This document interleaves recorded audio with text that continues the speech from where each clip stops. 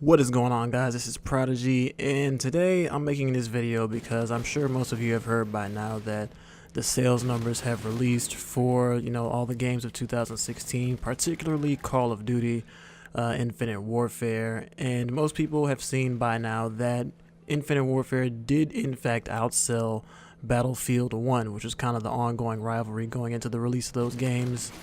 And though not by much at all, which we'll talk about a little bit more in a second, Call of Duty did in fact outsell Battlefield 1. Now, what does that mean?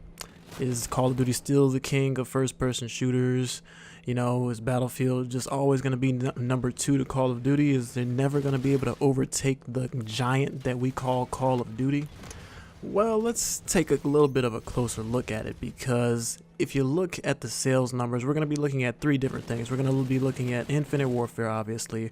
We're going to be looking at Battlefield 1, and we're also going to be looking at Black Ops 3, okay? And I'm going to explain all of this as I go along. So, starting off, let's take a look at Infinite Warfare, obviously. The total sales numbers for the year of 2016 was 8.51 million. I'll put it up on the screen here so you can see it distributed between the platforms. You're going to be looking at the column all the way to the right, which will have the total numbers for each platform. And obviously the total of all 3 together, PC, PS4, and Xbox One, is 8.51 million. Now, it sounds like a lot, I know, but moving on to Battlefield 1, their total sales are 8.25 million. And obviously these are very close. The difference is about 250,000 copies of the game, which is a very small amount when we're talking about units moved in the millions.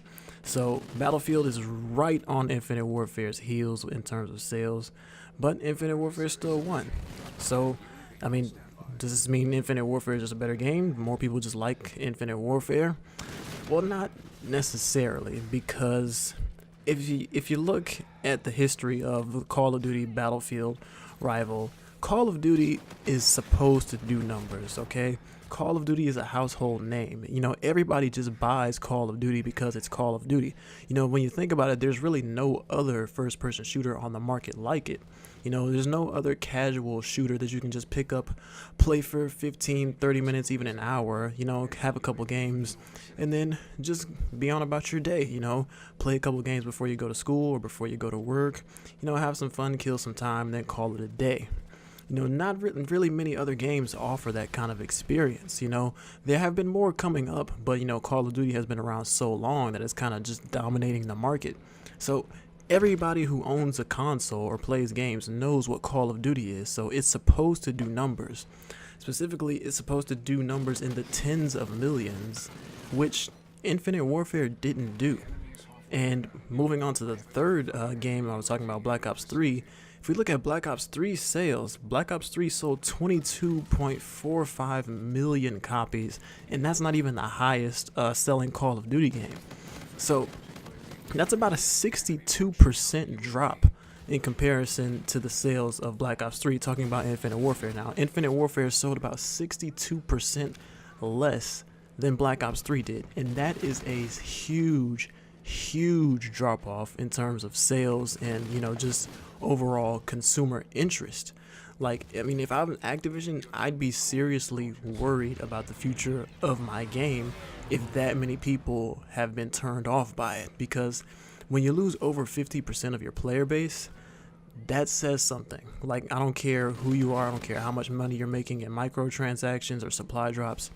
When you lose that many players, that's saying something, and I guarantee you that Battlefield 1 has much more active players than Infinite Warfare does right now, because Battlefield tends to have a much stronger player base, and the numbers have been fairly consistent. In terms of, if we're just looking at Battlefield individually, Battlefield sold very well because Battlefield has never done Call of Duty type numbers.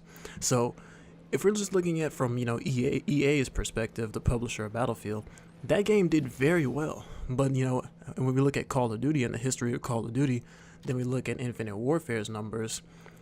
Infinite Warfare did kind of bad. In fact, I'd venture to say it did horrible, because a 62% decrease in sales from the previous year, I mean, that's got to speak volumes to Activision, to the developers, and I do believe that this will be the wake-up call that change needs to happen. You know, they need to listen to the players. So is Call of Duty still the king of first-person shooters? To be honest, I'm gonna have to say no.